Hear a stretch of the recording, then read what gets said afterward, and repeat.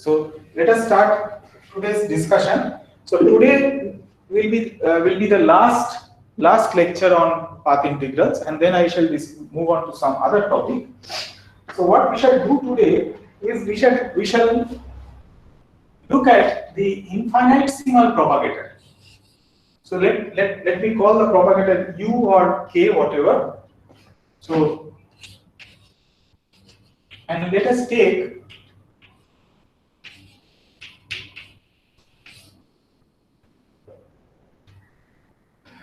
this infinitesimal propagator, where this epsilon is infinitesimally, this time interval epsilon is infinitesimally small.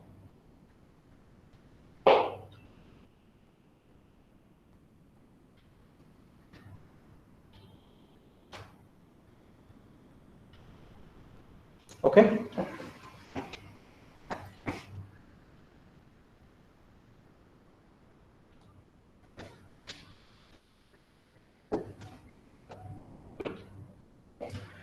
So we know what is the expression for this. The expression for this is, we have already calculated earlier.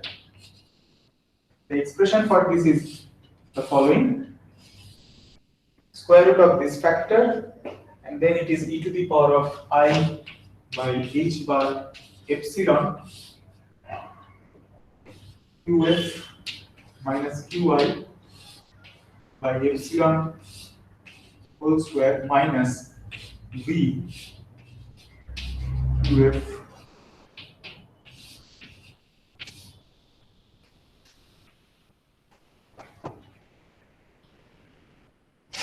So you can actually try to check. You can once again work this out for yourself. We have worked it out earlier, but you can once again work it out for yourself and convince yourself that this will be the expression for the infinitesimal form of the propagator. Once you have this, then you can immediately write down, with the help of this infinitesimal propagator, what is the expression for q epsilon. And the expression for q at time t is equal to epsilon will be given by the following thing. It will be dq prime from minus infinity to plus infinity, and then we will have u q epsilon, then q prime 0, and then this will be psi.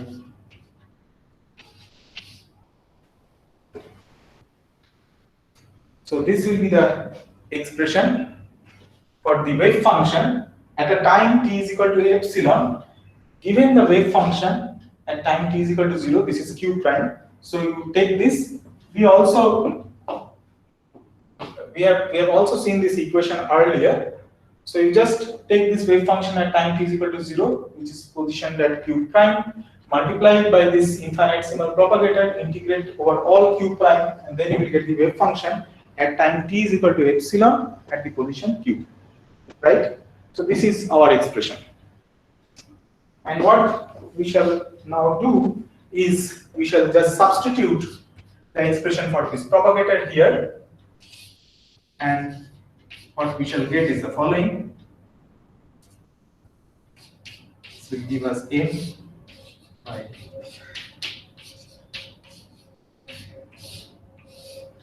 this factor will be outside the integral. Then we will have dq prime epsilon. So this will be now q prime by epsilon whole square.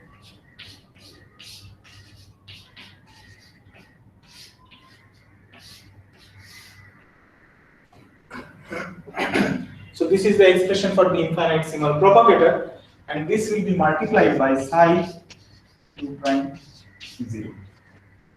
Okay. Now, what we shall do is we shall call q prime minus q is equal to eta. Let us set q prime minus q is equal to eta.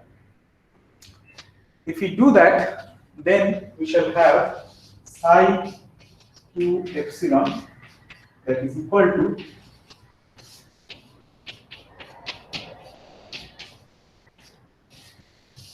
this factor that is sitting outside the integral.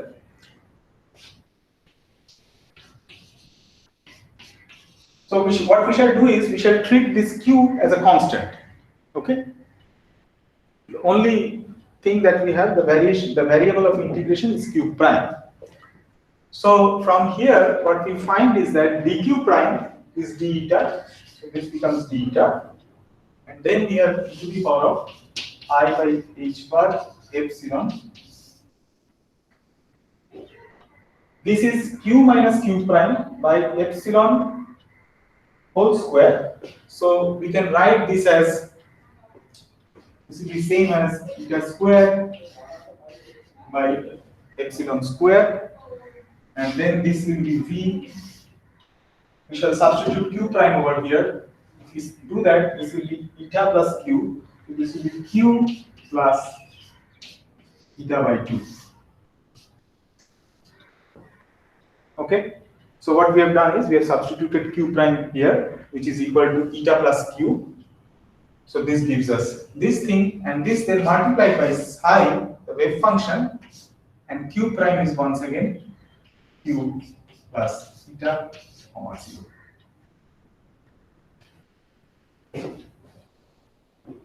Okay. So this is what we get from here, and this we can simplify further.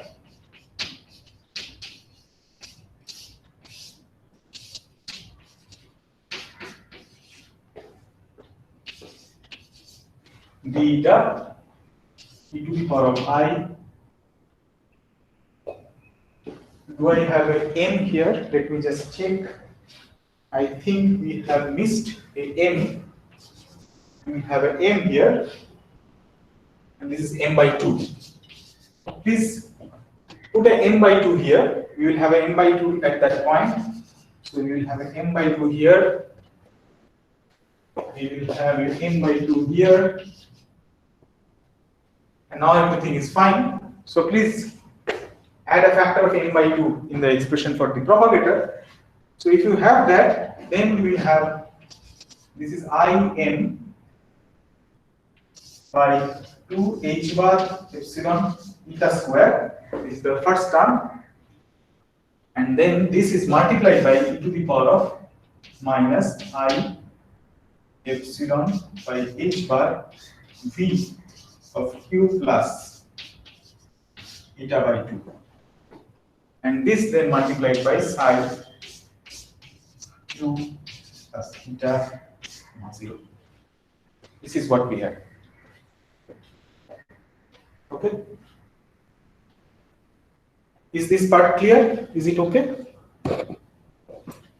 Yes, sir. Okay, good.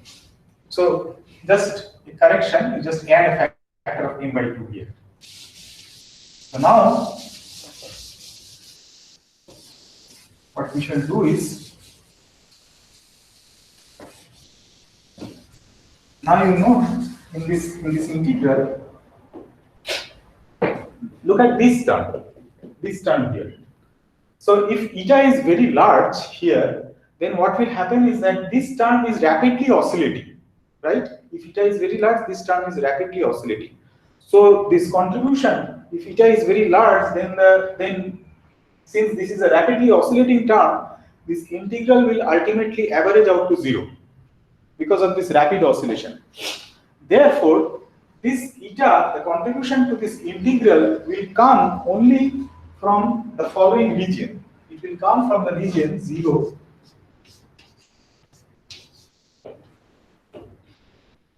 equal to 2 pi h bar epsilon by m squared.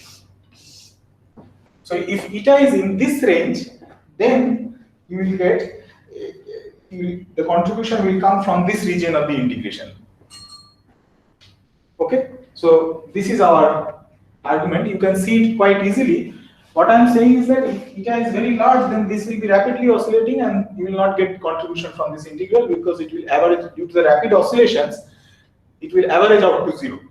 But now you can see that you can get this condition by the fact that if eta square is less than this factor, if eta square is less than this factor, then what I am saying is that you will get the maximum contribution from this region. You will get the maximum contribution to this integral from that region when eta square is less than this. So eta square is less than m by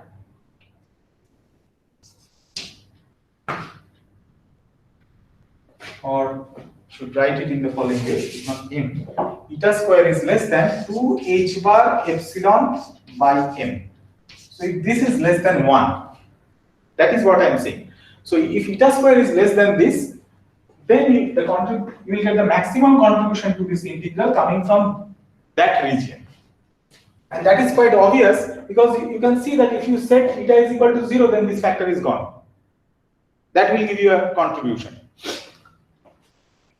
And if eta square is less than 2h bar epsilon by m, then also this integral will get a contribution. And from this condition, you can immediately see that you get this. Just take this factor on that side, make a square root and take the mod value, that will give you that inequality. So the dominant contribution to the integral will come from this region. This is the argument. So now if you are okay with this argument, so what I am saying is that this factor should be less than 1. That is what I am saying. So now we can proceed from here. So psi q epsilon is equal to m by 2 by I h bar epsilon square root. Then we have an integral.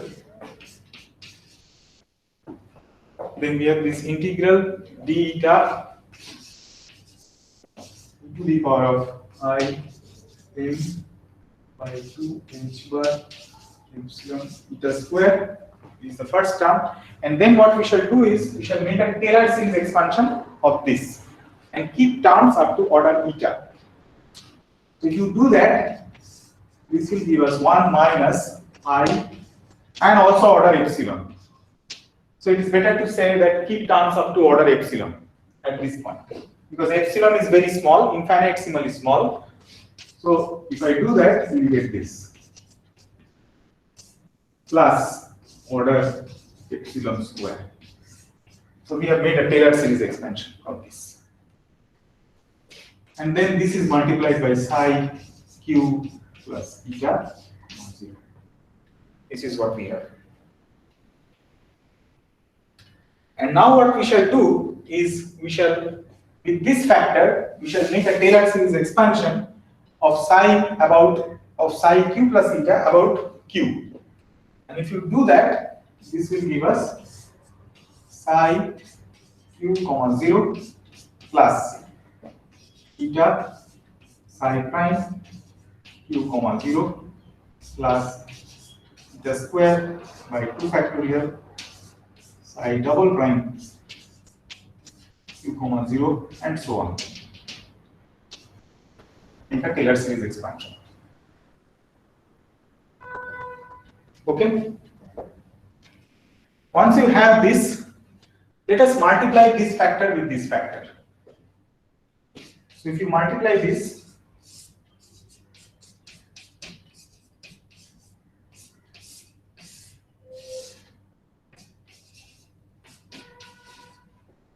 this is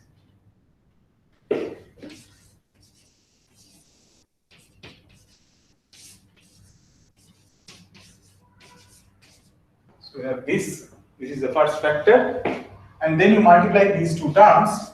This will give us, the first term is psi q comma 0, then we will have minus I epsilon by h bar v of q plus eta by 2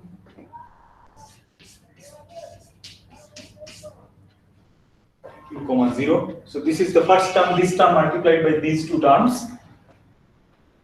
Then this will be multiplied by this only, because this is eta into epsilon, we shall neglect those terms, eta into epsilon terms. So what we shall have now is plus eta psi prime q comma 0. So this term comes from this multiplied by this multiplied by this, we are dropping it out. And then we have this term, so this also will give us plus eta square by 2 psi double prime q comma 0. And that's it. And rest are all higher order terms. So let me just write it down. Okay, this is equal to, so this is up to order epsilon eta, up to order epsilon square and epsilon eta. We have thrown those terms out.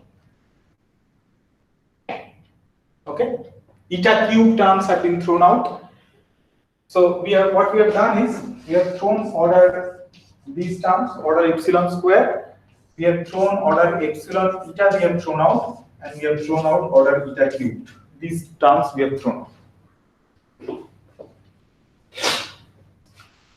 Now you can see the second term, this is vq plus eta by 2. So once again you can make a Taylor series expansion of this about q. And if you do that, the next term will be eta by 2 v prime q, but eta and epsilon. So you can throw it out. You can neglect that term. So this becomes vq.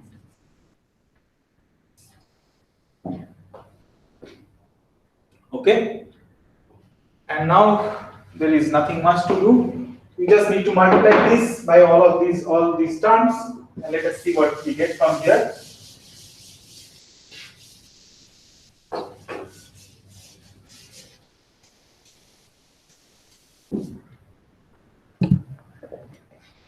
So if you do that, this will give us m by 2 pi I h bar epsilon.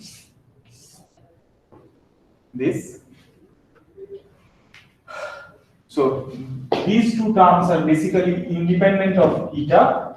So you can just take it out. So this will give us psi q comma 0 minus I epsilon by h bar v of q multiplied by integral. You can see this part, okay. Minus, so you have this integral now, and the integral is v eta e to the power of I m by 2 h bar epsilon eta square. So this is the first term. So this is this full thing multiplied by this term. I've written it like this. Then the next term is plus psi prime q comma 0 integral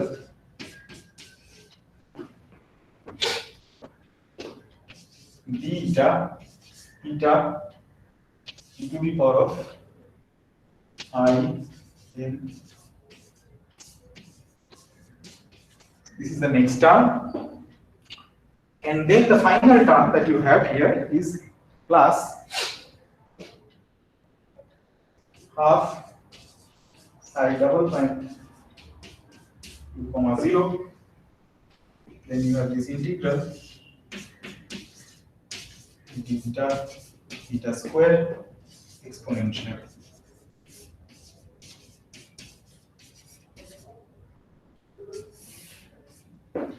So we have multiplied all the terms.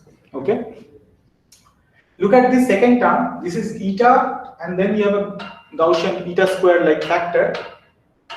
You have an I, but it doesn't matter actually. So this term is an odd function, right? Under eta going to minus eta, this is an odd function. So it goes f of eta, f of minus eta is minus of f eta. And you have an integral from minus infinity to plus infinity. Therefore, this vanishes. This term is 0.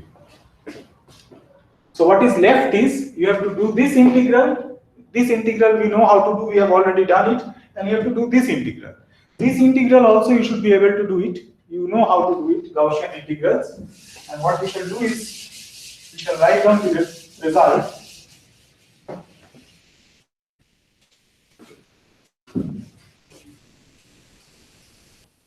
So if you do these integrals, you shall get psi q epsilon, that is equal to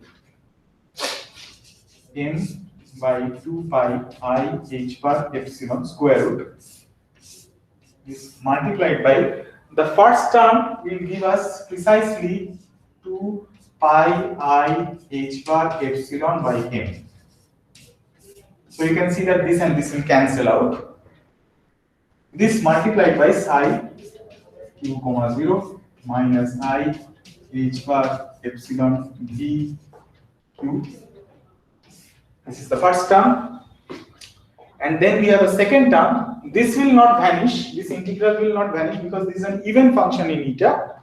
So if you carry out this integral, what you shall get is this expression will be I h bar epsilon.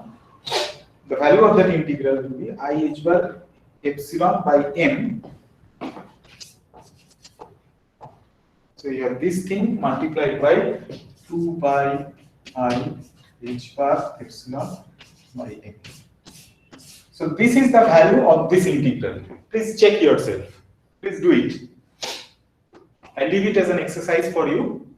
So it is very simple to do it. Please check that the value of this integral is indeed this expression. And then you have a half psi double prime q comma 0. Okay?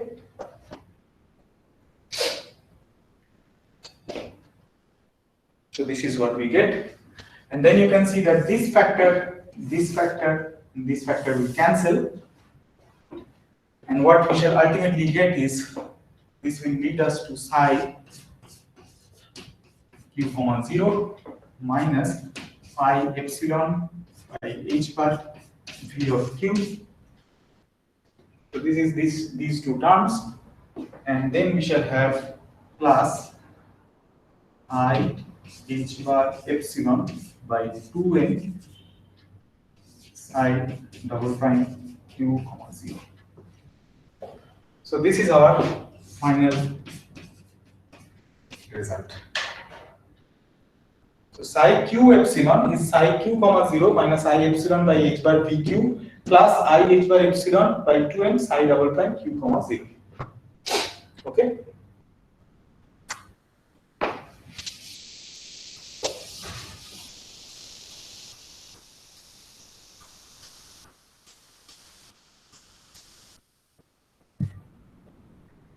So from here we shall get psi q comma epsilon minus psi q comma 0.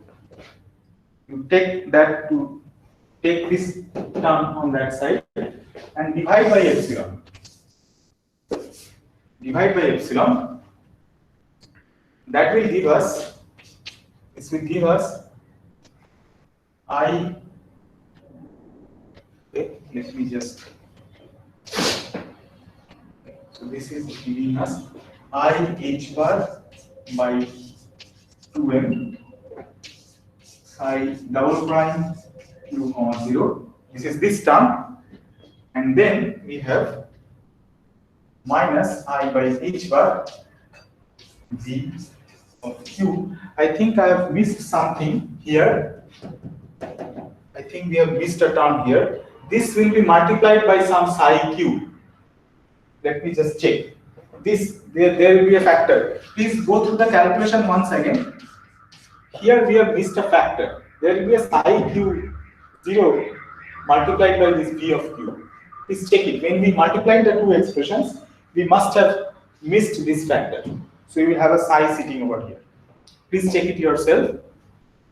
So if you do that, then we will have a psi q comma 0 over here. Now what we do is take limit epsilon tend to 0, take this epsilon approaching 0, so and then this will give us del t psi of q comma t. This gives us this, and then this becomes. So what you can do is you can multiply this by I h bar So if you multiply this by I h bar, this will become h bar square by 2n. This will become psi double prime t. Then here also you have multiplied it by I h bar. So this will cancel, and this will give us v q comma t. So you can forget about this here. So this will give us dq psi q comma t. So please go through the calculation once again. And when you multiply, be careful because I missed a factor of psi q with this v. This must be there. This v must be multiplied by this psi of q.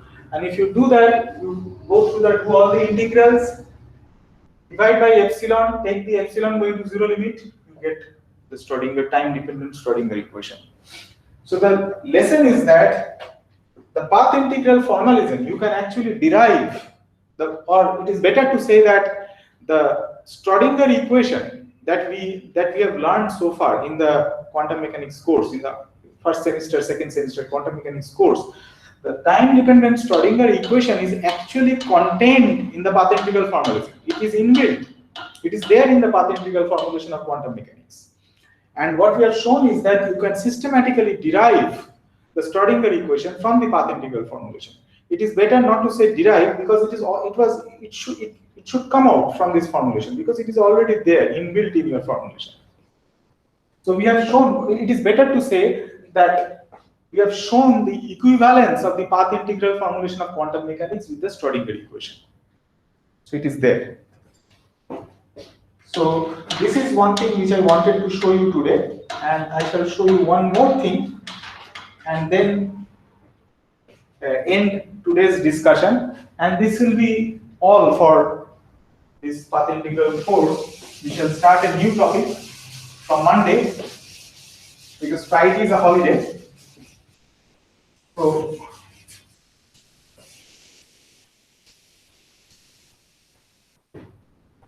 for the harmonic oscillator, if you remember correctly, for the harmonic oscillator we showed that we took it in this form, right? QCT plus HT. We took the fluctuations h of t for the harmonic oscillator. But now say it is not a harmonic oscillator but any general potential. So once again you put the fluctuations like this, xi t. Okay. So this is the classical trajectory. This is a full trajectory, which is equal to the classical trajectory plus the fluctuations. And you have the boundary conditions on your fluctuations that it should vanish at time t is equal to 0 and at time t is equal to capital T. So now let us look at what this action, the full action of the theory is. The full action of the theory, this is very similar to the thing that we have done for the harmonic oscillator. The full action of the theory is QCT plus psi of t. This is a classical trajectory, the classical part. And now what we shall do, obviously this is a functional, S is a functional of Q. So now we have a functional, S is a functional of, so we have these two terms. So what we shall do is now we shall make a functional Taylor series expansion about QCT. So this will give us SQCT. This is exactly similar to the Taylor series expansion that we have learned for functions and functions of one variable and several variables. This is a functional Taylor series expansion, and if you do that, what you shall get is the following. This will give us delta S, delta Q at T, evaluated at Q is equal to QC. And then we will have xi T dt. This is the first term. Then we will have 1 by 2 factorial. We have dt1, dt2, delta S, delta Q, T1, delta Q, T2, evaluated at Q is equal to QC, xi1. So this will be xi T1, xi T2. Okay.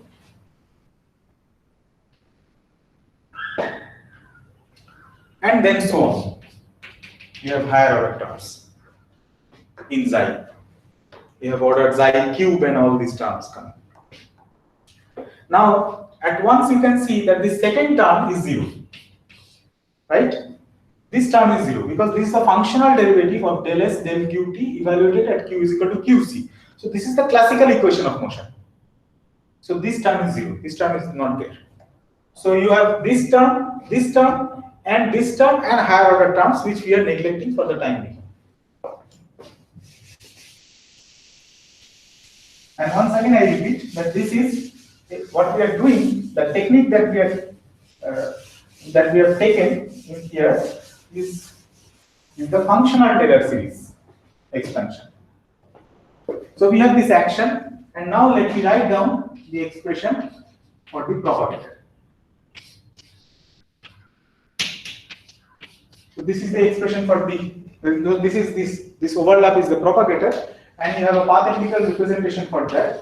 The path integral representation for this is the following: dqt, this is qi comma 0, and this is qf comma t. These are the boundary conditions, and then we have e to the power I by h bar s. Okay, this is the path integral representation for this propagator. And what we shall now do is we shall substitute the form of this action in that representation, and if you do that, we shall get, so this will become this it. I'm not writing the boundary conditions anymore. You know what the boundary conditions are. So this is this it, and then this will be e to the power of I by h bar. So if you substitute here, this the first term will be sc. It's a classical action. E to the power of I by h bar sc is a classical action because this thing is sc. So this is the first term, and then this is multiplied by e to the power of I by 2h bar integration dt1 dt2 xi t1. There will be a 2 here. Please write a 2 here. There will be a 2 here. So this multiplied by delta 2. This is once again a functional, second order functional derivative evaluated at q is equal to qc. So what you can do is you can replace these q's by qc at t1 and qc at t2, and then multiplied by xi t2. So this is approximately. I'm neglecting the higher order terms in xi. I've neglected that.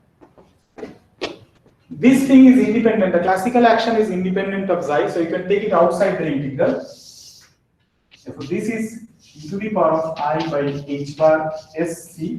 So this is outside the integral, and then we have the rest of the term. This term sitting over here, the second term sitting over here. Okay.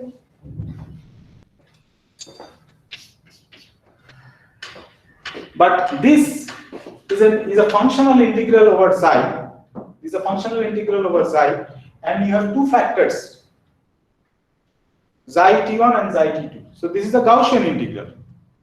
It's a quadratic functional integral, and we know how to compute quadratic functional integrals exactly.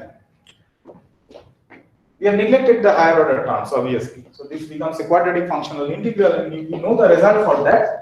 The result for that is e to the power of this factor is already there, and then we will have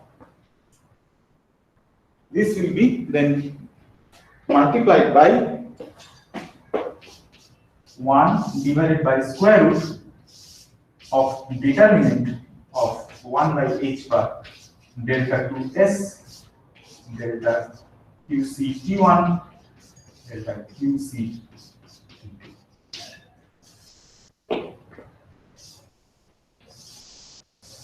So these actually we have discussed earlier. These are all bosonic variables, and therefore it is just like when you have e to the power of minus ax square integral minus infinity to plus infinity, it is square root of pi by a. You do it for two terms, then you can show that it will basically become 1 by the factor will appear in the denominator, and it will be square. If if you write down a quadratic form, then you can write it out in a matrix notation. And the matrix that you will have there, it will be basically determinant of that matrix under root, and the factor will appear in the denominator. So that is what we have done here. It is just the determinant of this object, of this thing, square root. You have to compute the determinant of this thing. So this propagator in this approximation, because why approximation? Because we have left out the higher order terms inside, the higher order terms in the fluctuations. If you do that, then it will be, you can see that this classical action term will always be there. This will always be there, sitting. You have to compute this, and the next term will be this term. And you can immediately see that this. So you can immediately see that this approximation that we have made here will break down if this factor vanishes. So if this factor is equal to 0, then this will be giving us a 1 by 0 thing. So it immediately tells us that this approximation fails when this factor is equal to 0. Only when the factor is not equal to 0, then this approximation works.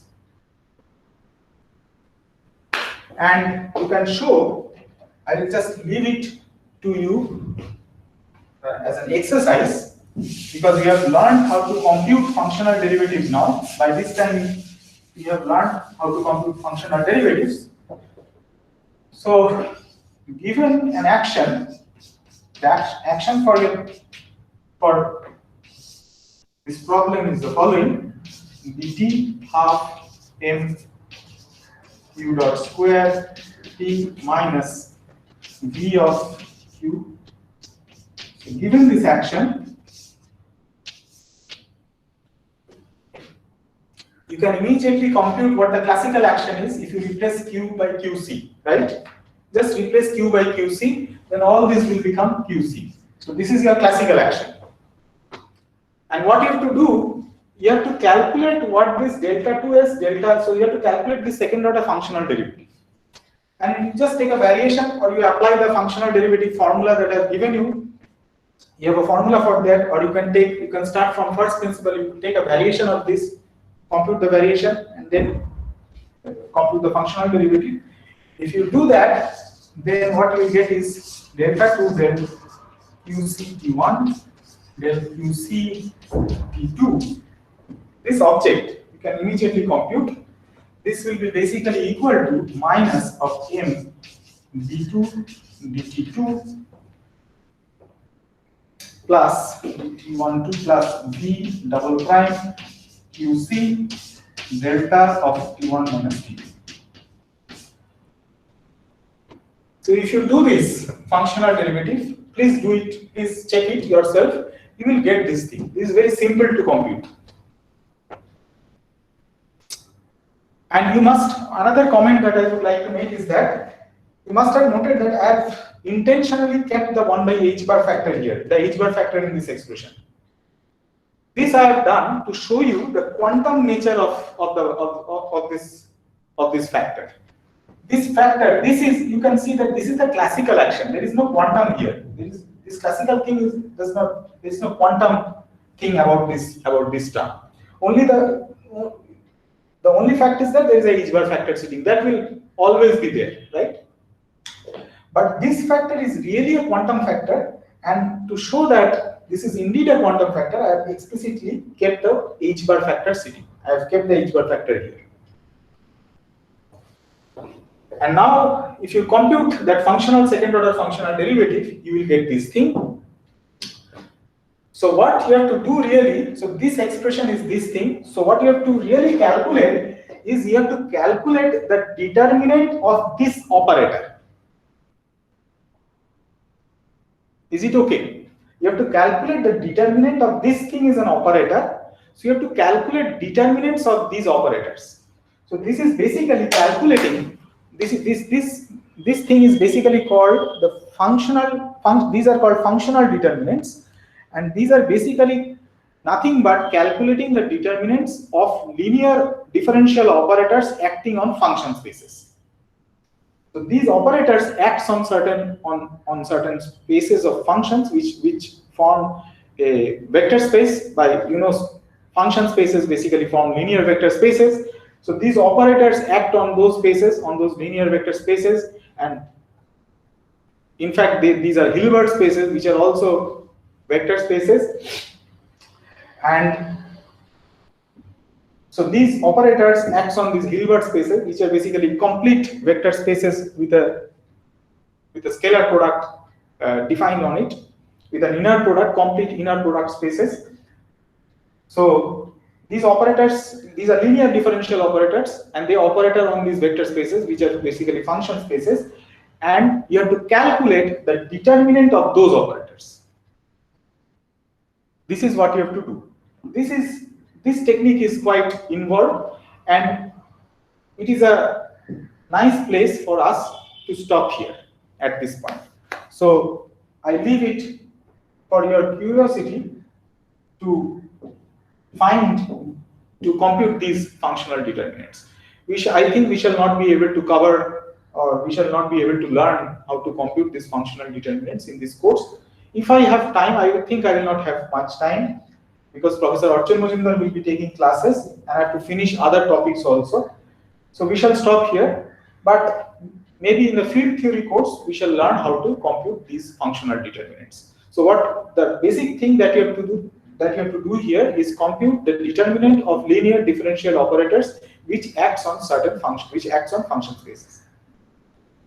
So if you can do it, then you will get the answer of this factor, and that will give you the expression for this propagator in this approximation, in this quadratic approximation.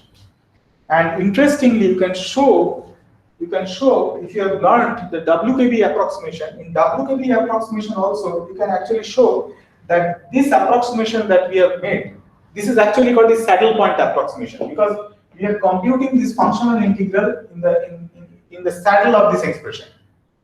It's called the saddle point approximation.